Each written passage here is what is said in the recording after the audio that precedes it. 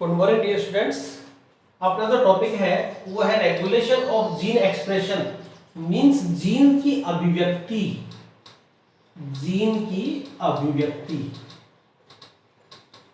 अब देखिए, कोई भी जीन है पर्टिकुलर, वो मैंने देखो कल आपको समझाया था, लैक ओपेरोन हाइपोथेसिस बोलते हैं इसको। क्या बोलते हैं? लैक ओपेरोन हाइपोथेसिस, या कॉन्सेप्ट एक ही बात है कि लैक ओपेरोन हाइपोथेसिस क्या है। तो एक जो है हार्ड टॉपिक है ये, तो मैं सोच रहा हूं कि आज इसको मैं आपको रिवाइज करवा दूं। कल मैंने आपसे वादा किया था कि भाई हार्ड टॉपिक है और कल इसके बारे में फिर अपन बात कर लेंगे, क्योंकि मुझे लगता है कि कुछ कमजोर बच्चों की ये समझ में नहीं आया होगा। दोनों हार्ड टॉपिक थे, इसलिए मैं इसको एक को रिपीट कर देता हूं।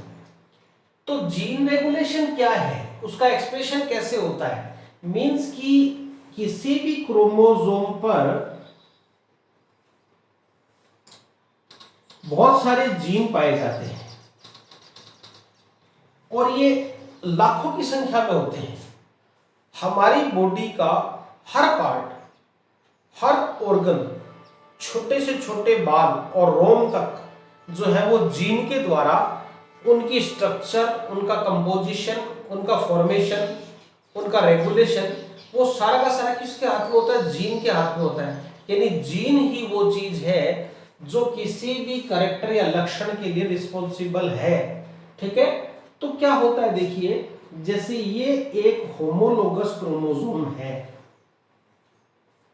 होमोलोगस का मतलब क्या है कि अपन ने पढ़ा हुआ है कि ह्यूमन बीइंग में 46 या 23 पेयर्स, यानी 46 या 23 जोड़ी क्रोमोसोम पाए जाते हैं। तो एक जैसे दो क्रोमोसोम होते हैं, तो ये एक पेयर है, ये पेयर ऑफ क्रोमोसोम है। इनको होमोलोगस या सजात क्रोमोसोम कहा जाता है।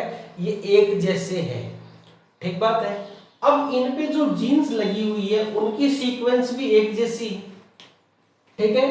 तो ये जो जीन है पर्टिकुलर, ये ठीक इसके सीध में कोई दूसरी जीन पाई जाएगी जो दोनों की दोनों जीन एक ही कैरेक्टर के लिए रिस्पॉन्सिबल होगी। इनको कहते हैं एक ही अक्ष पे उपस्थित जीन। एक ही एक्सिस पे, एक एक्स पे उपस्थित जो जीन्स हैं वो एक ही कैरेक्टर के लिए रिस्पॉन्सिबल होती है। बावजूद उसके हो सकता है इसमें से एक कैपिटल यानी डोमिनेंट हो और दूसरी रिसेसिव यानी अप्रभावी हो। एक प्रभावी और एक अप्रभावी हो, ऐसा हो सकता है। दोनों प्रभावी हो सकती है, दोनों अप्रभावी हो सकती है। तो जब अर्धसूत्री विभाजन होता है तो ये दोनों क्रोमोसोम्स, मियोसिस होता है, तो दोनों क्रोमोसोम आपस में लिपट जाते हैं और काइस्मेटा बनाते हैं और फिर ये एक दूसरे से सेपरेट होते हैं। तो कभी कभी कोई एक जीन अपनी जगह से दूसरी तरफ चला जाता है। अब ये क्रोमोसोम अलग स्पर्म में जाएगा, ये क्रोमोसोम अलग स्पर्म में जाएगा। उसी तरह ओवम बनते टाइम ये अलग ओवम में जाएगा, वो अलग ओवम में जाएगा। तो जो क्रोमोसोम जिस किसी स्पर्म या ओवम में गया है और उसके ऊपर जो जीन गई है वो कैरेक्टर या लक्षण प्रकट होगा अगली जनरेशन में, और जो नहीं गई वो प्रकट नहीं होगा। अब इसको समझाने के लिए क्या किया, सबसे पहले ई कोलाई से शुरू किया गया। तो हमने आज क्या देखना है कि जीन रेगुलेशन प्रोकैरियोट्स में कैसे होता है। कल भी अपन ने ये देखा था, आज अपन सिर्फ उसको दोबारा और दूसरी तरह से समझ रहे हैं, ठीक है। तो इसमें दो तरह के रेगुलेशन होते हैं। एक होते हैं इंड्यूसिबल रेगुलेशन। क्या होता है? Inducible regulation. ये स्टेशन पास में है, स्टेशन पास में तो ट्रेन आती रहती है, तो आप उधर मत ध्यान दीजिए, इधर ध्यान दीजिए। तो इंड्यूसिबल जो है रेगुलेशन है, इसका मतलब है प्रेरणादायी। प्रेरणादायी यानी इसको इंड्यूस करता है। और दूसरा होता है रिग्रेशन। रिग्रेशन माने उसको दमनकारी, ठीक बात है। तो ये प्रेरणादायी जो है वो रेगुलेशन है। तो सबसे पहले इसका कॉन्सेप्ट दिया जैकब और मोनार्ड, दो साइंटिस्ट हैं। उन्होंने इस पे किया, ई कोलाई बैक्टीरिया पे एक एक्सपेरिमेंट किया और उन्होंने एक लैक ओपेरोन कॉन्सेप्ट दिया। लैक का मतलब होता है लैक्टिक एसिड, लैक्टिक अम्ल। ओपेरोन एक कॉन्सेप्ट है, ठीक है, ओपेरोन। परिकल्पना या हाइपोथेसिस।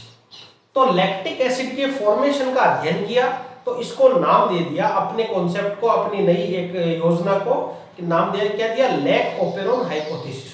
क्या कहा उन्होंने कहा कि कोई भी जीन अकेली नहीं होती है, कोई भी जीन अकेली नहीं होती है। ये क्रोमोसोम पर एक जीन है जिसमें ये जो पार्ट है ये इसका स्ट्रक्चरल जीन है। स्ट्रक्चरल जीन का मतलब संरचनात्मक जीन है, ये वास्तविक जीन होता है और ये एंजाइम बनाता है कौन से, जो किसी भी काम को शुरू करने के लिए जरूरी होते हैं। तो कोई भी काम यदि हो रहा है तो उसकी शुरुआत जो करता है वो स्ट्रक्चरल जीन करता है। स्ट्रक्चरल जीन हमारे प्रोकैरियोट्स के अंदर 3 प्रकार के होते हैं, Z, Y और A। ये बाद की बात है, अलग पढ़ेंगे इनको। तो 3 तरह के होते हैं। उसके बाद इसके पास एक प्रमोटर जीन और होता है, ये क्या है, प्रमोटर, P जीन।